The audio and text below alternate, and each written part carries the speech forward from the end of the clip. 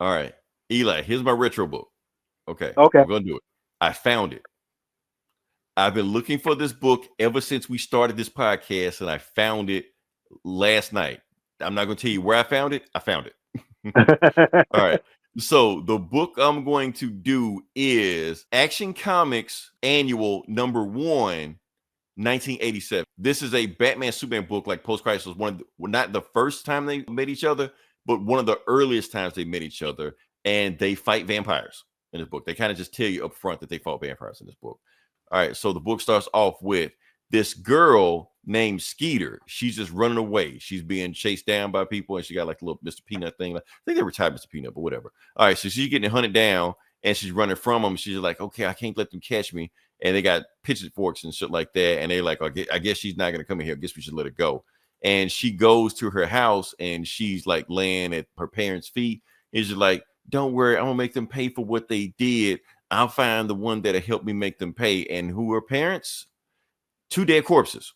So yeah, that's what's going on right now. So apparently Batman has come to this city called Fayerville, South Carolina, but he's in disguise. Not as Master Malone, but like some guy called Mr. Smith, something like that, because he's following a trail of bodies from Gotham City to South Carolina. And he brought somebody else with him, I guess his girlfriend or his Oh, assistant. so he's a detective in this book. He's a detective in this. He's right. He's trailing across. And the reason he did because Commissioner Gordon was like, I don't know what's going on with this. I need your help. Because it's so new that even Commissioner Gordon really don't trust the Batman. This is when he's the Batman. So yeah, it's nighttime and he's the bat and he's following the trail. And you got this. Oh, Art Adams did this book. That's what I'm talking about, this book. So the person he came with, Miss Carlson, got a throat slit. Like, damn, just a fast? Like that night she came in there. And that's when you see a bunch of people that see him and they think Batman did it. Because, of course, guys stand over a dead body dressed like a bat. Of course, he would do some shit like that. So they got knives and pitchforks, shit like that, ready to come for him. And, of course, Batman does some Batman shit, throw a gas pellet out, kicks a few of them. Batman's out of there. So he like, I know it's cowardly, but I didn't want to hurt them because I know they're untrained. So this shit is getting a little bit too crazy. So I'm going to have to call in help. So that's when you get the Daily Planet and you get one of the assistants talking to, hey, Clark Kent. Somebody on the phone, they say his name is Batman. Like, you want to take the call? They're like, man, it's a prank call. Let's give me the phone anyway. I just tell him what he's supposed to be doing. This is so early, they don't know each other's secret identity yet. So the reason Batman is calling him, and I love this panel also, Batman hacked into a telephone pole. That's how you know this the 80s. They don't do that shit anymore. So he hacked to a telephone pole. He was like, look, Clark Kent, I know you write articles about Superman. I know you and Superman are close. I need him down in Fayetteville, South Carolina right now because this shit is even too big for me. I don't know what the fuck's going on, but I think I might not be able to handle it. And I know he cares about saving people. He was like, yeah, that's cool, but how do I know this Batman? How do I know it's just some crazy ass dude in his drawers just doing a prank call right now? That's right. You might be right. So here's the thing. I want you to tell Superman one word. When you tell him this word, he'll know it's me. And the word is magpie. And Superman go, oh shit, what? But he just pretend like he doesn't know what the fuck he's talking about. He don't want to expose our secret identity. But all he had to say was magpie, and that's it. So for those who know what magpie is, magpie was the first post-crisis villain they fought against. Whatever happened to her? She died.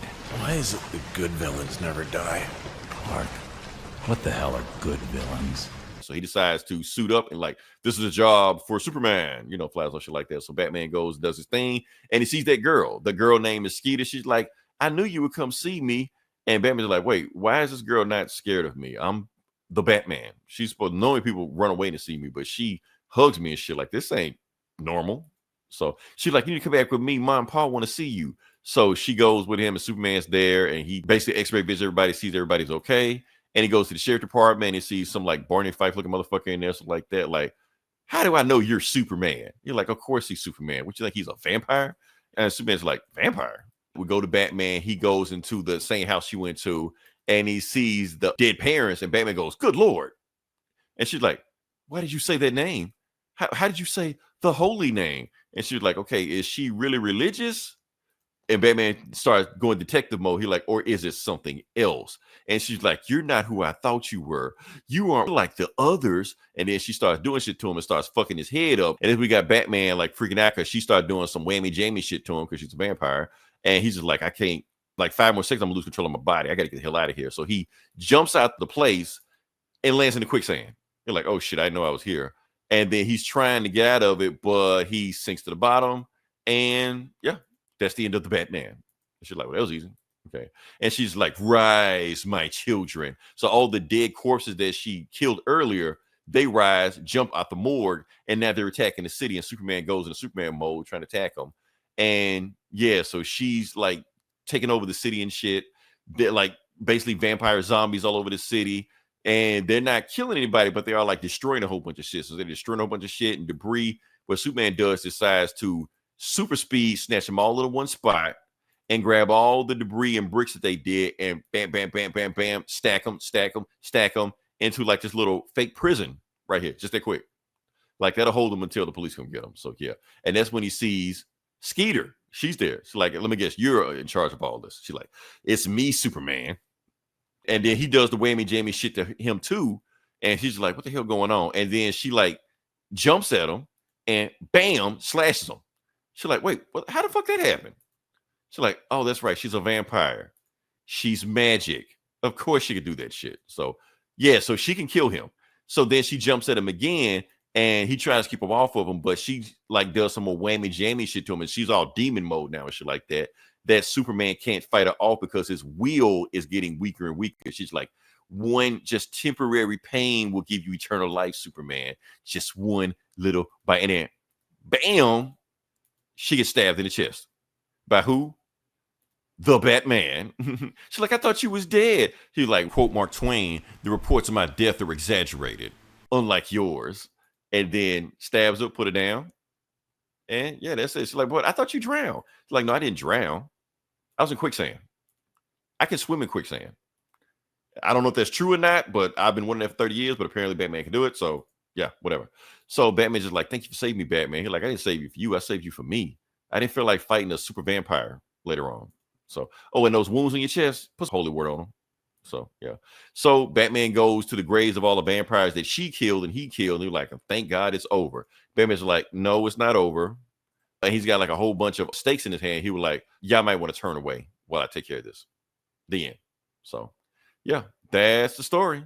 So Batman, Superman, vampires, magic, they got to team up. They don't know each other, or they might know each other. Kind of hard to say. Like I said, I've been wanting to review that book since we got here. First comic book I ever read. So that's why I wanted to read it. Yeah. So wow. It's not even on DC Unlimited. It's actually on Comixology, like in a trade paperback. But if you click on it, they like you read the sample size. They give you like the first sample size. That's what I read it from. That's what we just read it from. So. Was it everything you remember? It was. I remember the end with Superman getting slashed and bleeding. I didn't know that was a thing at the time. I'm like, how's Superman bleeding? You know, and that's what I meant to say about the post-crisis, like last time, like Superman never bled pre-crisis before then. So that's like a whole new thing there. Batman saving him. I'm like, how is that possible? Batman human. But, you know, so it brought back some memories to me, like all the 80s and shit. So yeah, it was there. Well, let's slap a score. Oh, I'm still getting a 5 out of 5. Yeah, I mean, like I said, it's still got that special place in my heart. So yeah. All right.